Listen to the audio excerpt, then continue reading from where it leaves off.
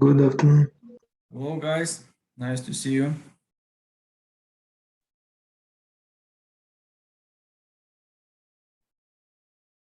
Good afternoon. Good afternoon. Hi.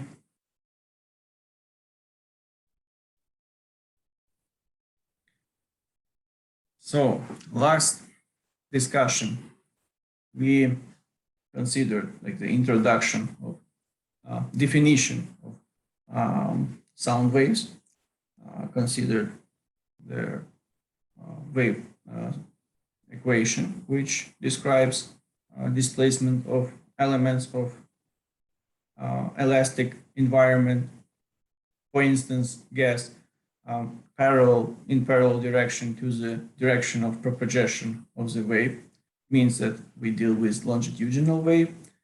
We found the relationship between this displacement and change in pressure. Also, we derived the expression for the speed of sound. And eventually, at the end, we considered how it's possible to get rid of bulk modulus and substitute it by product of density and speed of sound in order to operate with these more easily measurable parameters in determining the maximum change of pressure. So at that point, we finished our previous discussion, and today we continue further with the discussion of the power of periodic sound wave. Its intensity means how much energy transmitted per unit time, per unit area, and we'll see how we deal with time. We could also discuss a bit such units as decibels, which measure level of sound. So, and discuss why we deal with them, why we cannot describe sound intensity just in watts per square meter, but we want to invent some other units for that purpose. And also our perception of sound depends depending on its frequency. So apparently we do have some different level of sensitivity to different frequency of sound. Okay, so we start with power transmitted with sound wave. For that purpose, we will change to our slides. And consider already a familiar system from previous discussion. We have some pipe with a piston, which moves back and forth, some angular frequency and omega. So because of this motion, some small element of, let's say, air inside this pipe or some other gas with a mass dm will move back and forth with some speed vx. So as you understand, now we consider some one-dimensional case when all this displacement happen along axis x and along this pipe. So from general definition of power in like mechanical power, we can write that power, I will write all like word in order not to confuse with the pressure. We also have capital P for pressure. Is equal to scalar product of force vector and velocity vector. So in our case, it's Vx along axis x.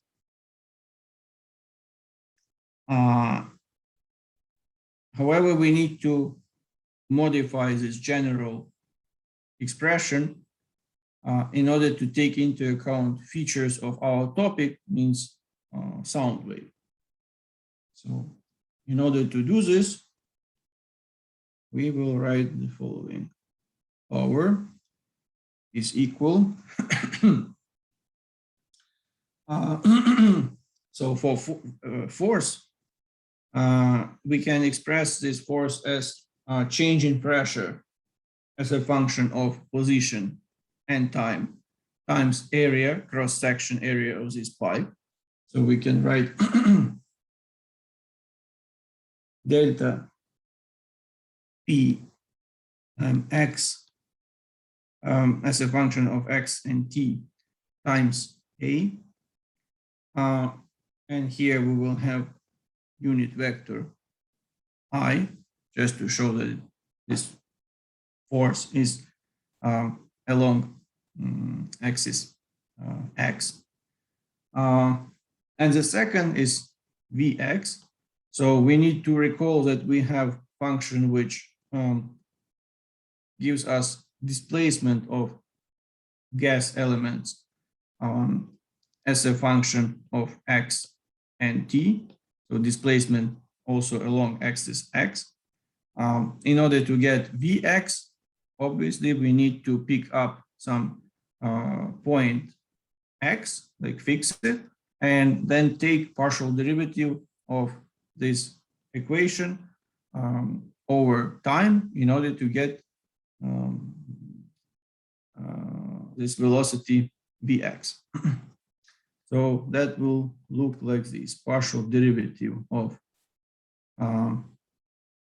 s as a function of x and t over dt, means that we consider x as some constant, and that we also multiply by unit vector I, because this displacement happens also along axis x. So here we have scalar product between these two vectors. Since our force vector and velocity vectors are parallel, so we can consider further only amplitudes, like only magnitudes of these vectors, because cosine of 0 angle for parallel vectors gives us unity.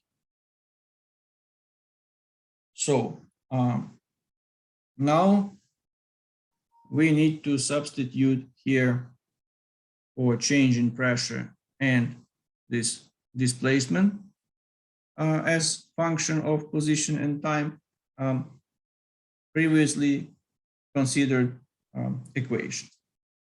So let me delete this so we have more space. Power is equal for this product delta P times A, we can write rho times V times omega times A, which is our area, times S maximum. So this rho V omega times S maximum, we considered at the end of previous discussion, is when we substituted bulk modules B, and we got this expression for maximum change in power, delta P max. Now we multiply this additionally by A, because we have this A here, and we have sinus kx minus omega t. So that stands for the first term. And now we need to write down the second one. So that multiply by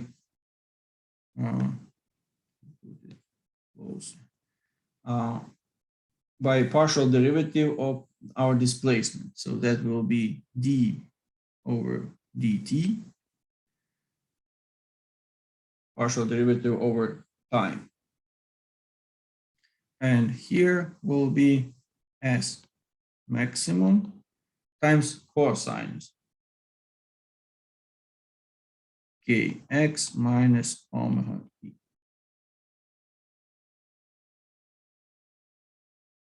Okay. So, Professor, excuse me for sure. interruption, but I did not No understand. problem. I have a question. Where did this sine kx minus omega t come from? Where is it from? Oh, if we consider our previous discussion, so you remember during previous week, we had this y as a function of x and t. We had some like amplitude times cosinus omega, sorry, not omega t, but kx minus omega t plus phi. This is general equation for which describes wave function. So that was for displacement along axis y. We derived this equation. You can double check our recorded videos. And that was how we derived it. We considered a model of simple harmonic oscillator attached to a string.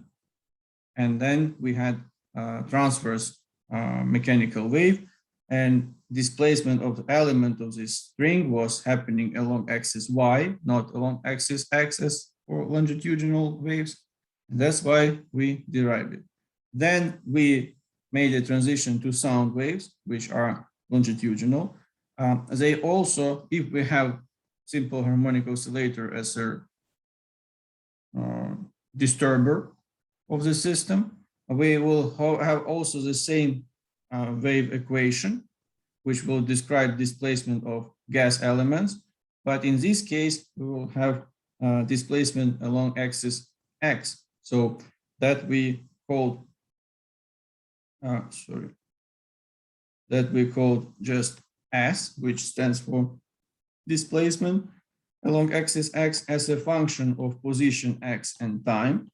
And that was defined as S maximum, which is maximum displacement from equilibrium condition times cosinus kx minus omega t plus phi. We can have it, or we may consider this initial phase as 0. And then during our previous discussion on Monday, we considered the relationship between the pressure, change in pressure, and this displacement. And we found that there is this change in pressure is proportional to the first derivative of this equation over position x at given moment of time t. So if we take derivative, this cosine transforms to sinus. That's why for pressure we have sinus, and for displacement we have cosinus. Yes, yes. Thank you very much. Now I got it. Okay, no problem. So now we can proceed further with our derivation of this power transmitted by sound wave. So actually what we need to do at this stage, we just need to take this derivative. So we keep in mind that derivative of cosine x gives us minus sinus x. And keeping this in mind, we proceed further. So that will be equal. So first part we rewrite just as it is, rho times v times omega a as maximum.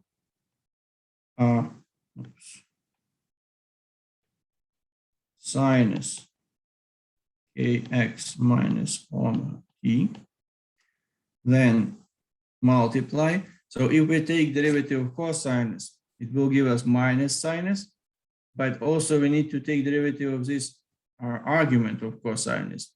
And we take partial derivative over time, so we consider x as constant, and derivative of minus omega t will give us minus omega. So we will have minus and additional minus. They will cancel each other, and we will get omega times s maximum times sinus ax minus omega t. Okay. Now let's see what we get eventually here. That will be rho times v times omega square times a times s maximum square times sinus ax minus omega t, and this sinus will be in square.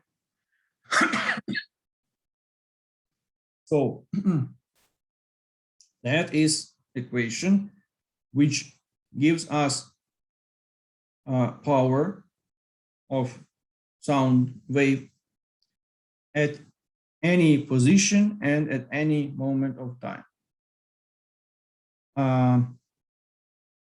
Since we assume that we don't have any attenuation of this sound wave in our model, it doesn't matter which x we will pick up, because this amount of energy transferred via this by sound wave should not change. And for our convenience, let's pick up x equal to 0. And what we need to do next, since it kind of provides us full information, means power at any moment of time, but what we want to get is kind of some average power per one period. So how much energy transferred per one period, which period is capital T. And in order to do that, we need to get average value of this function in the interval time from 0 to period of this sound wave. So if we have some function f, function of some independent variable x, then average value of this function in time, like in the interval of this independent variable from a to b, will be calculated as follows. Will be 1 divided by b minus a, means the interval of this independent variable, times integral from a to b of our function fx times dx. So keeping this in mind, we can proceed further and actually apply this rule for finding average of our function, which we derived for this power in the time interval from 0 to capital T. Also, what we need to consider that here we have some constant. So all these parameters, they don't change in time and also in position, but we consider in any way position fixed x equals 0.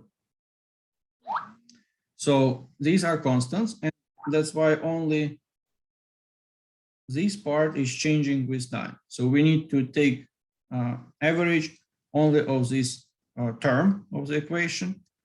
And since x is equal to 0, we will deal with sin s squared minus omega t. Now we need also to consider some features of sinus. So we can write that sinus minus x is equal to minus sinus x. That means that sinus squared minus x will be equal to sinus squared x, because if we multiply minus sinus x and take this to the second power, we will cancel this minus, so it will be just sinus squared x. Keeping this in mind, so we can neglect with this minus and just take average of sinus squared times sinus squared omega t in the interval from 0 to capital T. And then whatever we get from this, like some average value of this function, we will multiply by this constant, and that will give us average power of sound wave per interval of time, which is 1 period. So let us do it on the next slide.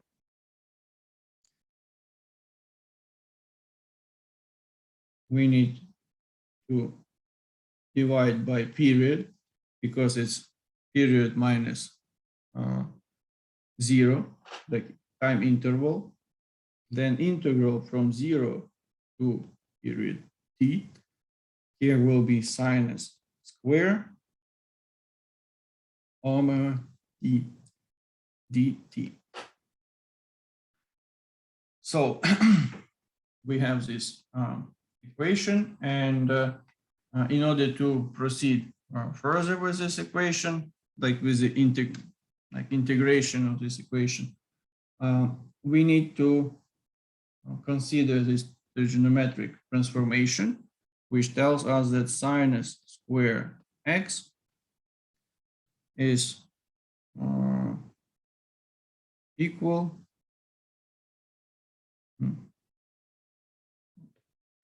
to 1 minus cosinus 2x divided by 2. So now if we substitute sinus square omega t according to this transformation, our integral will split in 2, and it will be the following picture: 1 over t times 1/2 times integral from 0 to period t dt. That stands for this part, 1 over 2. Then minus 1 over 2 integral from 0 to capital T cosinus 2 omega t dt. That stands for this part. So now we have this argument 2 omega t. 2 omega is a constant, so we can put it under the differential. So we have the same differential as argument.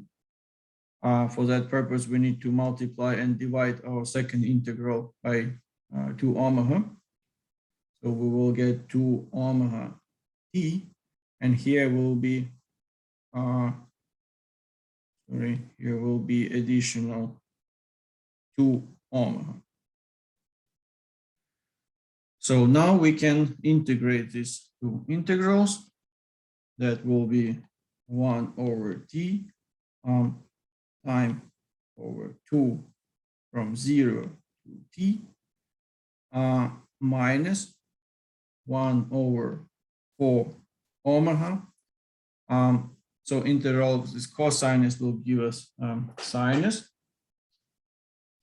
and that will be sinus 2 omega t from 0 to capital T.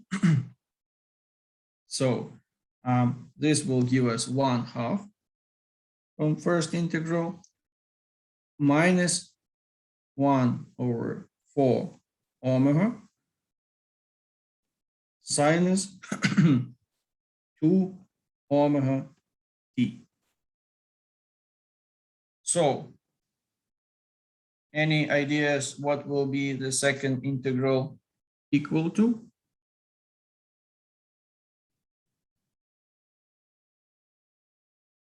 I mean this expression. I think we forgot the brackets, or no? Sure, you are right. We should have here also t. Yes, so should be t here. Okay, yeah. So this guy will be equal to 0 because if we consider omega times t, that is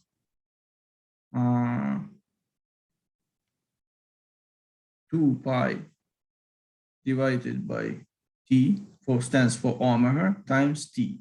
So we cancel out this t, and that will be equal to 2 pi. 2 pi multiplied 2, doesn't matter how many 4 or 2 pi we have in the argument of sinus, it will be equal to 0. That is equal to 0. So means that our average of this sinus square minus omega t in the time interval from 0 to period will be equal to 1/2. So now we can look back on our equation which we derived. So this equation, when we take average, we just need to multiply this rho v omega square a times s maximum square by 1/2, and that will give us power average per one period. So let's write it here. Power average will be 1/2 times rho times v times omega square times a times s maximum square. Okay, so this is average power, and if we want to get intensity of sound wave, then we need to divide it by area, cross-section area of our tube. So intensity at watts. So here we have watts, joule per second, but intensity will be watts per unit per square meter, for instance, per unit area.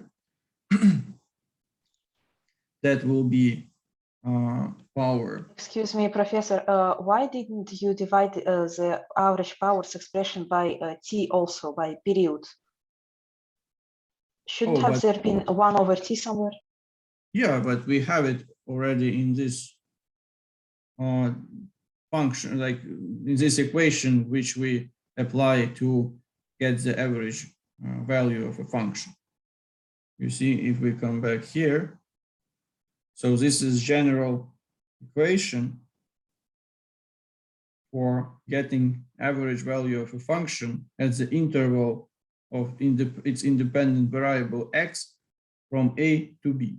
So that is equal to 1 over interval of change of this independent variable, which in our case is t, times integral in this range of changing the independent variable of fx dx. So that's why we have here 1 over t times integral from 0 to time of this function dt. So we took this integral, we divided it by time period, and that's the way how we get average value of our function. Okay, thank you. I got it. Okay, and now if we want to get already intensity, we have this average power divided by area, and that will be 1/2 rho times V omega square S maximum square. One more step, because now we express intensity in terms of displacement of elements of elastic environment, which is, for instance, gas. However, we also may want to express it in terms of change of pressure. That could be quite useful opportunity. So we remember that maximum change in pressure, P maximum, delta P maximum, was given by rho times V times omega S maximum. So now we can express this product from this equation. Omega times S maximum is equal to delta P maximum divided by rho times V. So now we see that here in this equation which we derived, we also have this. We have omega times S maximum in second power. So we can substitute this product with this expression in second power. And then we will get intensity in terms of not displacement, but in terms of change of pressure, maximum change of pressure. So that will be, let me go to another slide. That will be intensity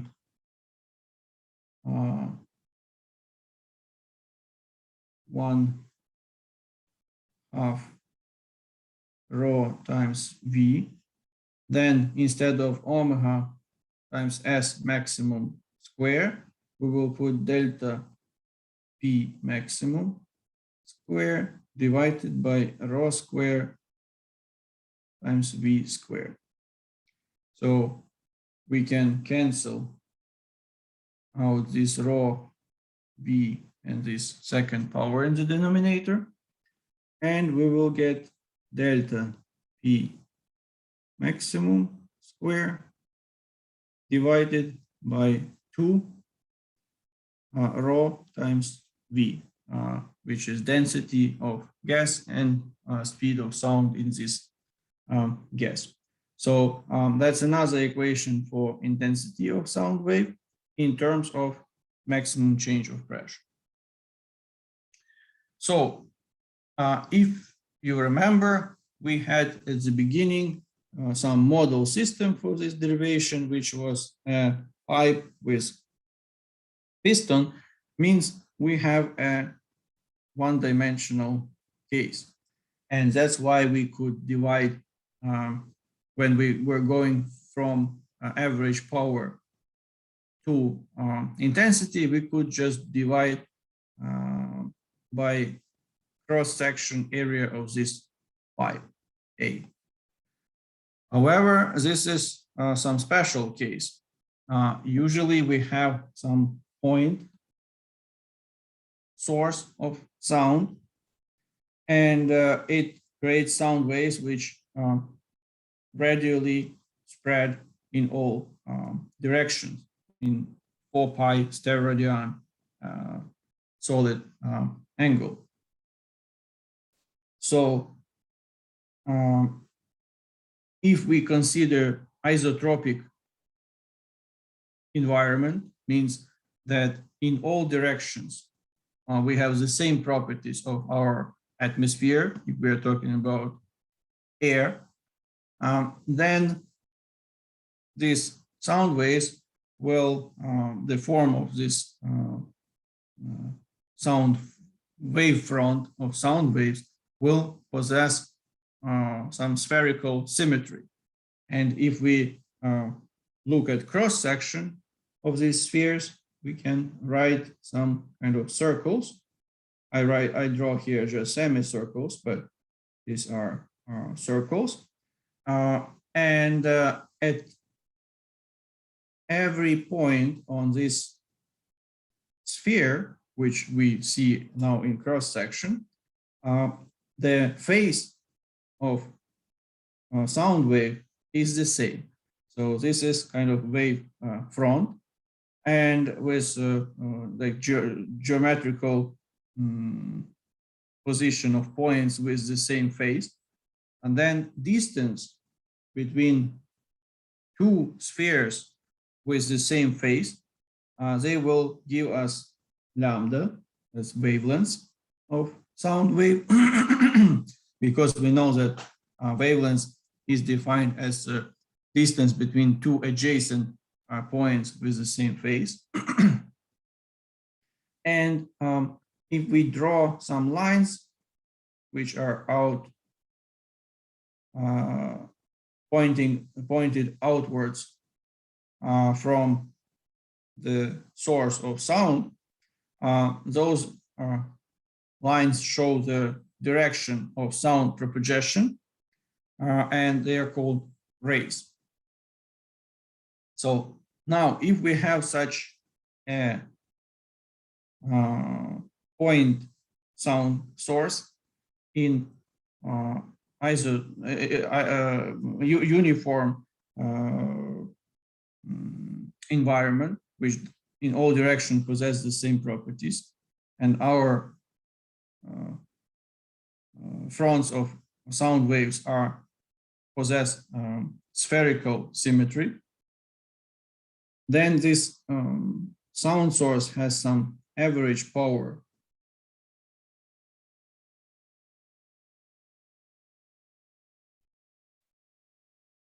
which is given. For instance, we want to determine intensity of this sound at some distance, let's say small r, from the point source of the sound. Then we need to divide it by the area of the sphere which surrounds this point source with the radius r. So that will be power, average power of the sound point sound source divided by 4p r squared. So that is approach how you determine at any distance from the point source intensity of sound, assuming that we have uniform environment around this point source. And as you see, the intensity decreases quite rapidly with increase of distance, because we have it's proportional to 1 over r squared, proportional to 1 over square of distance from the point source to the point where we want to determine intensity of sound produced by this point source. Okay, so with this, I believe we can finish our discussion today. We will cover a sound level in decibels during our next discussion on Friday, and proceed further with two more topics. There will be Doppler effect and also shock wave, which is created by objects which move with ultra sound speed, means with a speed which exceeds speed of sound in given environment, for instance, in air. So those are going to be our topics for discussion on Friday. Today we step by step derive the expression for the average power of source of sound and intensity, considering two model systems when we have either sound wave spreading in a cylinder, some pipe, which is one-dimensional case, and also three-dimensional case when we have a point source in isotropic uniform environment when we deal with spherical symmetry of the shape of the front of our sound waves. So thank you for your attention. If you have any questions, you're welcome. Now, why we multiplied pi r squared by 4? We divided it by that because, yeah, because intensity, so power is measured in watts.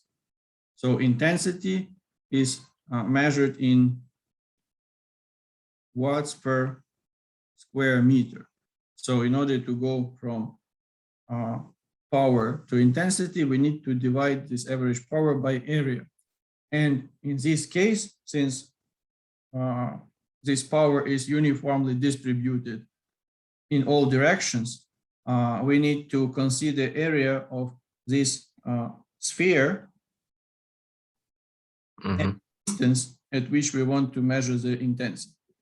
That's why we divide by the area of this sphere, this power produced by this point source of sound. Oh, okay, thank you. You're welcome. Okay, guys. Oh, there are two more. Yeah, you're welcome. Don't be shy. Thank you for the opportunity to ask a question. It's interesting. Well, intensity is usually measured for 2D, two dimensions. But what about if we measure intensity in 3 dimensions? For example, the source of sound is located somewhere in the sky. Okay, yeah, so that is this case which we considered. It will be considered as point source of sound. It creates sound in all these sound waves are spread in all directions. Means we need to, in order to get intensity, we need to know power of the sound source and distance at which we want to measure, like to determine the intensity of sound. And then power is divided by the area of a sphere with radius r, which is defined as distance between the point source to the point where we want to get the value for sound intensity.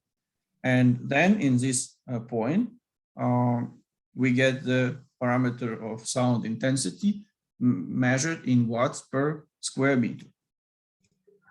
Okay, I got. We just need only the cross section of sound sphere,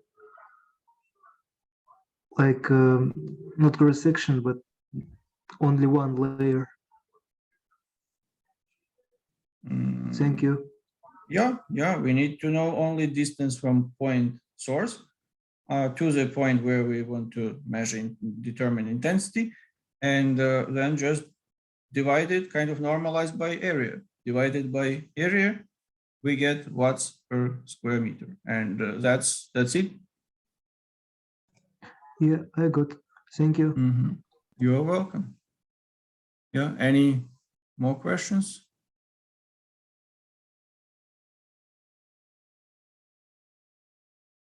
Okay, guys, then thank you for your attention. Take care. Have a good day and see you on Friday. Thank you. Goodbye. Thank you. Goodbye. Bye-bye. Thank you. Goodbye. Goodbye.